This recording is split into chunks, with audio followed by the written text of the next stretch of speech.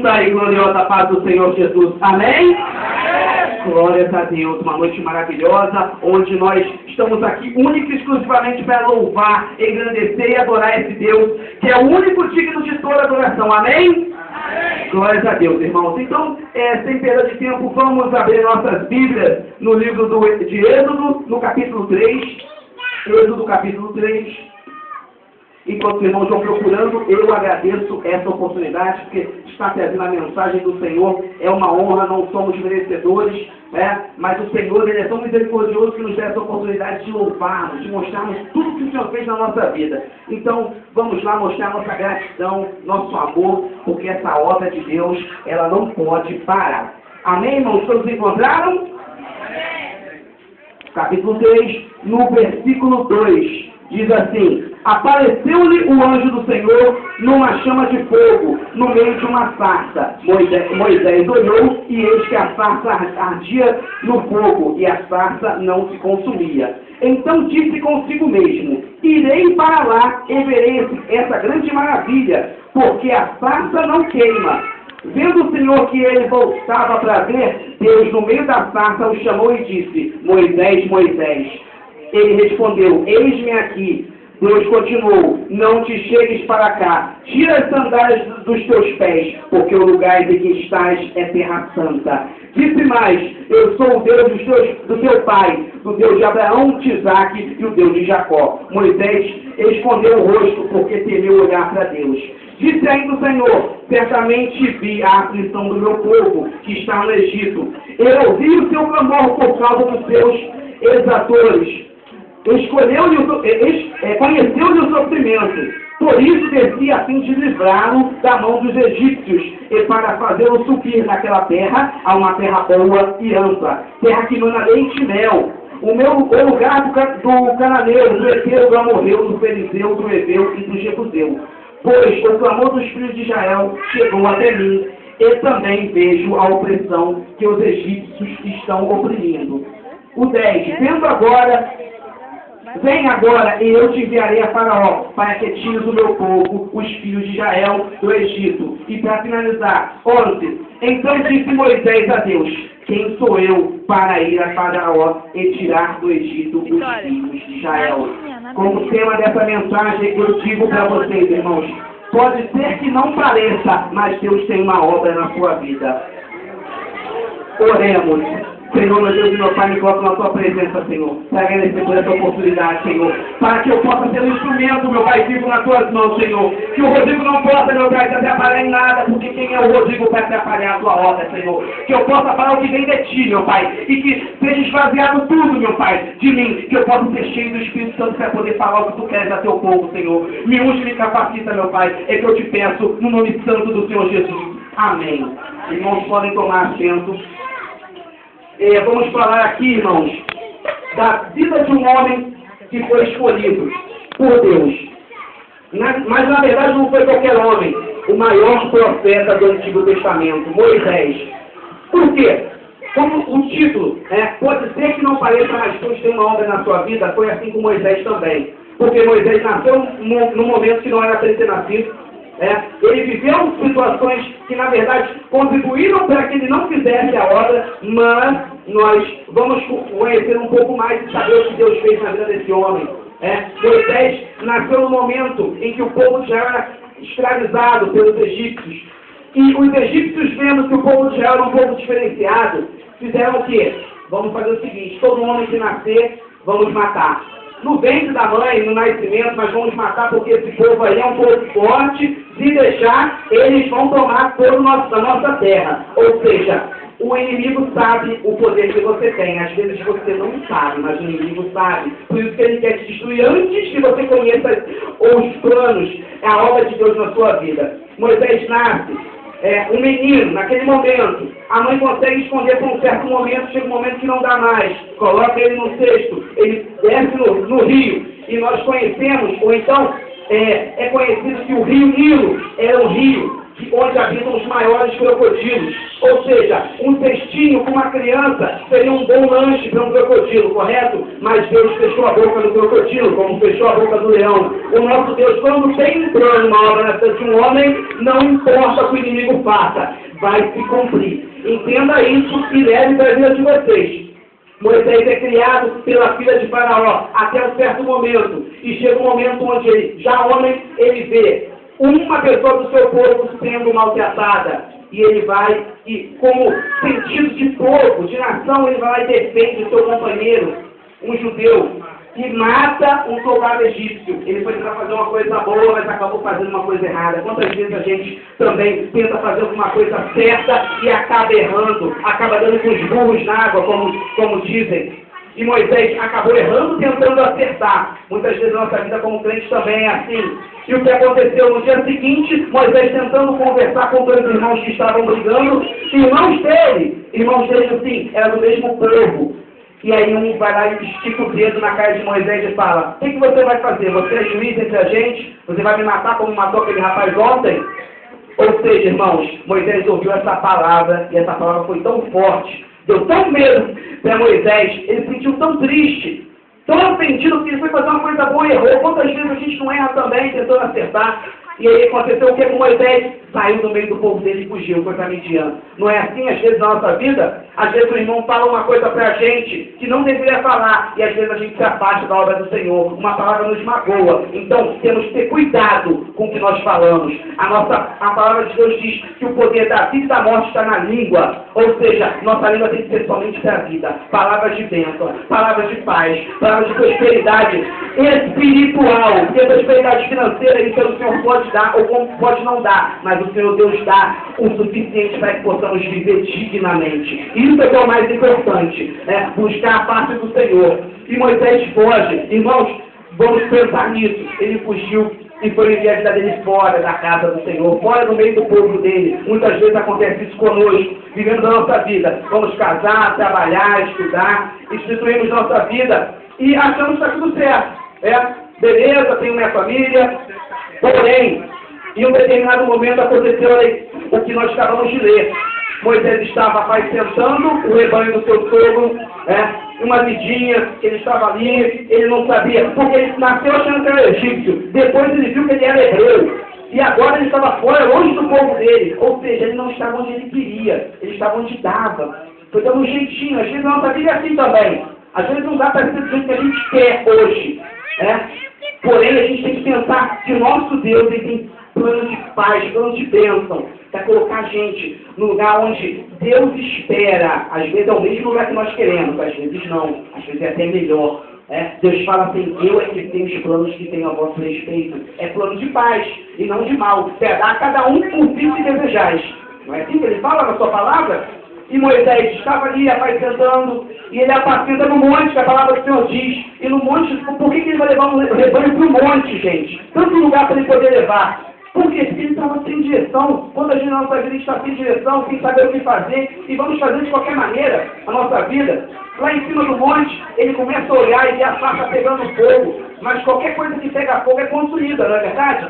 Se você colocar um papel para pegar fogo, ele vai pegar fogo, vai ser consumido e acabou. E aquela sarça pegava fogo e não se consumia. Ele foi ver. E aí nesse momento aconteceu a nossa leitura.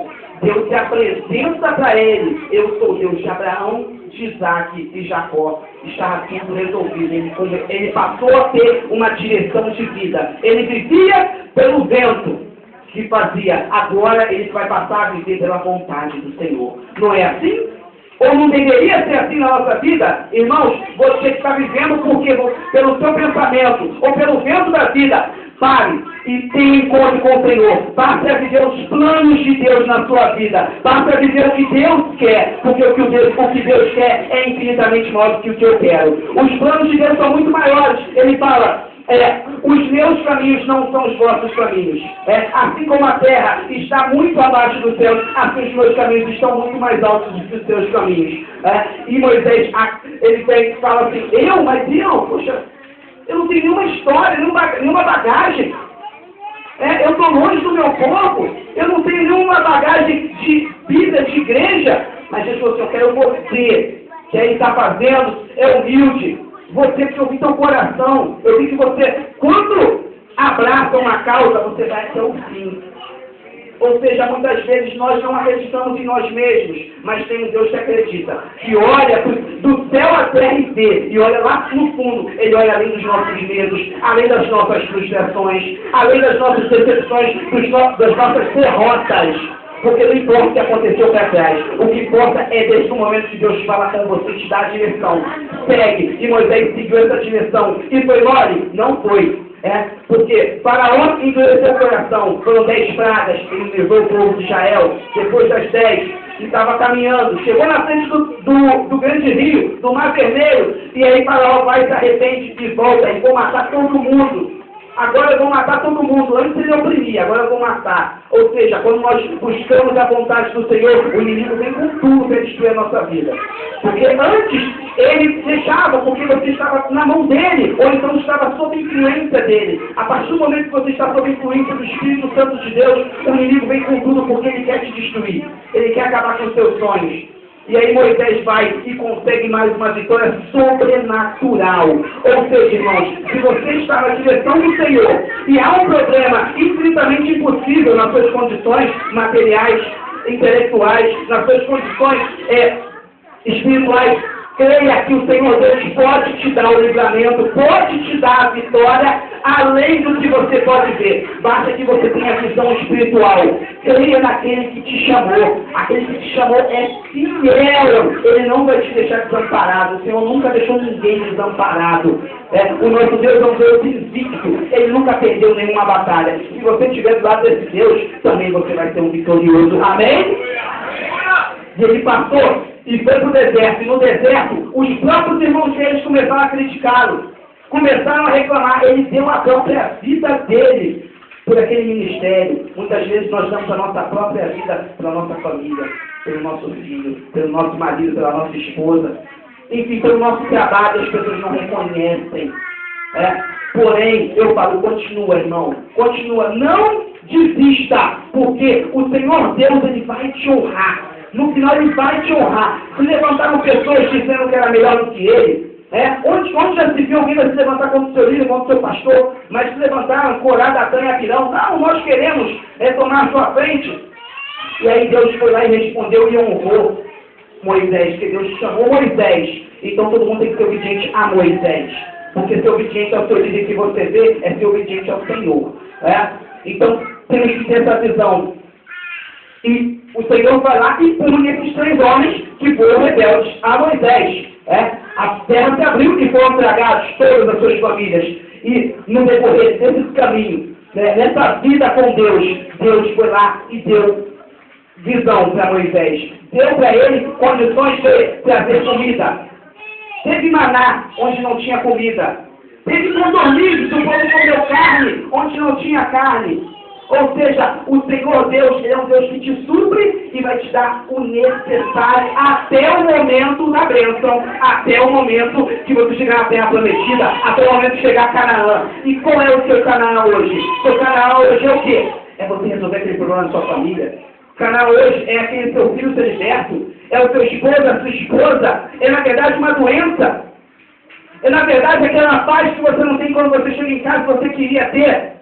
Batalha, irmãos, o Senhor Deus te segura pela tua mão e diz, não temas porque eu sou contigo, não te assombres porque eu sou o teu Deus, eu te esforço e te sustento com minha destra fiel. Ou seja, a mão direita do Senhor, a destra fiel de Deus, e na verdade não somos nós que seguramos na mão de Deus, é Ele que segura na nossa mão. Porque se eu segurar na mão de Deus, se você segurar na mão de Deus, a nossa força é pouca, a gente solta e cai, mas Ele segura e a gente não cai. Passará, nós vamos passar pela água, e a água não vai nos submergir, não é verdade? E esse líder, Moisés, esse homem de Deus, que pode também ser certo na nossa vida, porque nós somos líderes sim, o Senhor nos chamou para ter cabeça e não cauda. Ou seja, por menor que você seja, mulher, homem, criança, você é líder. Mesmo com todos esses problemas, ele fazia uma coisa.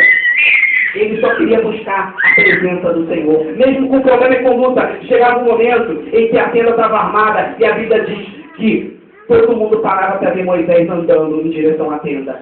E quando ele chegava em direção à tenda, vinha uma nuvem e todo mundo ficava olhando. E quando Moisés entrava, ficava aquela nuvem cobrindo. E a palavra de Deus diz uma coisa maravilhosa. Apesar das lutas e das dificuldades, Moisés não perdia a fé e não perdia o interesse em conhecer mais Deus. E diz assim, que Deus falava com Moisés, assim como um amigo fala com o outro, face a face.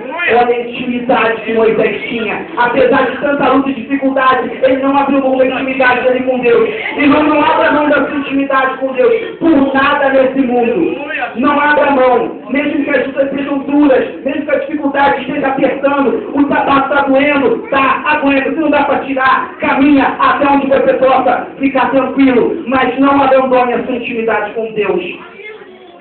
É maravilhoso Deus falar isso de um homem, porque falava como um amigo. E hoje nós temos o Espírito Santo, nós intercede por nós falamos com Deus face a face, mas naquele tempo não, irmão. Naquele tempo vocês sabem que o sacerdote intercedia. Então Moisés é um homem completamente especial, apesar dos seus defeitos, e você também é especial para Deus, apesar dos seus defeitos, apesar dos seus erros, irmãos.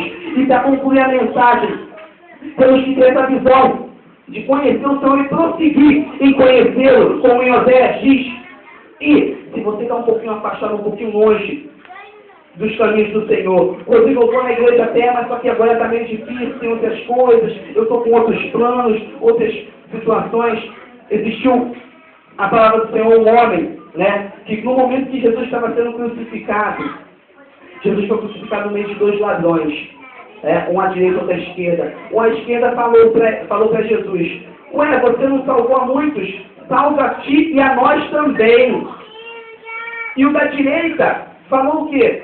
Você está maluco? Em outras palavras, esse aí, nós pecamos muito, nós merecemos estar aqui, mas esse aí não fez nada. Esse aí, ele é puro, ele é santo. E aí ele se dirigiu para o ladrão, para o da esquerda, depois se dirige para o nosso mestre, que fala, mestre, lembra-te de mim quando entrares no teu reino. O que quer dizer isso, irmãos? Olha o grande mistério que há nessa palavra, que o Senhor tocou no meu coração. Esse ladrão da cruz conhecia a palavra de Deus. Ninguém ia falar, lembra-te de mim quando entrares no teu reino. Como é que ele ia saber que Jesus tinha reino?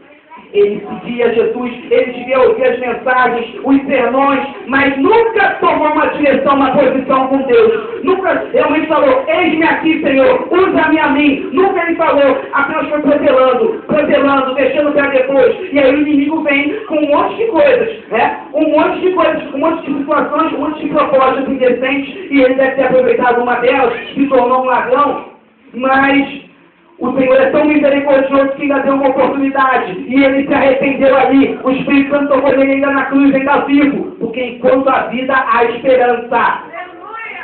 A Bíblia fala que mais vale um cão vivo que um leão morto. Ou seja, Jesus falou, se creres, hoje mesmo estarás comigo no paraíso. Ou seja, irmão, se você está aí nessa dúvida, venho ou não venho, aceita o Senhor Jesus, reconhece que Ele é o teu Deus, reconhece que você precisa da salvação dEle. Antes que o inimigo venha, faça uma proposta e você, por estar fraco espiritualmente, aceite. E aí pode ser que você não tenha a mesma sorte que o ladrão da cruz. Não dê tempo de ser crucificado, porque vivemos dias maus, irmãos. A palavra do Senhor trouxe para mim nessa noite foi essa, uma breve palavra. Que o Senhor possa tocar nos nossos corações e que possamos continuar com essa intimidade com Deus, assim como Moisés. Que, mesmo com lutas, mesmo com dificuldades, mesmo com traições, mesmo sendo açoitado por trás, mesmo as pessoas sendo caluniadoras, mesmo as pessoas sendo invejosas, assim como tiveram inveja também no povo com Moisés, quiseram amaldiçoar o povo de Israel, chamaram Balaque, amaldiçoou esse povo. O rei de Moabe falou, vou te dar tanto de dinheiro para você amaldiçoar o povo de Israel. Foi lá Balaão, eu vou amaldiçoar, quando chegava só abençoava. E aí o rei de Moabe falou, mas por que você não consegue amaldiçoar? Aí ele falou assim, olha, contra Israel não vale feitiçaria, e nem encantamento contra Jacó. Eu agradeço a oportunidade em nome do Senhor Jesus, amém.